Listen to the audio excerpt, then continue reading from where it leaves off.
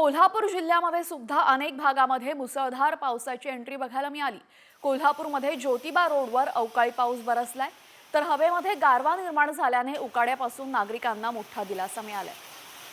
जोरदार पावसामुळे अनेक ठिकाणी वीज सुद्धा गायब होती। कोल्हापुरात सुद्धा अवकाळी पावसाचा तडाखा बघायला मिळाला। उकाड्यापासून त्यामुळे कोल्हापूरकरांना काहीसा दिलासा मिळालाय।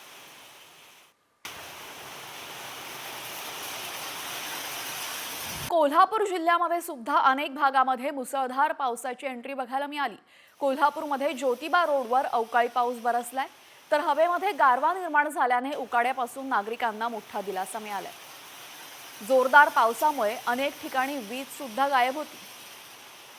कोल्हापुरात सुद्धा अवकाळी पावसाचा तडाखा बघायला मिळाला। उकाड्यापासून त्यामुळे कोल्हापूरकरांना काहीसा दिलासा मिळालाय।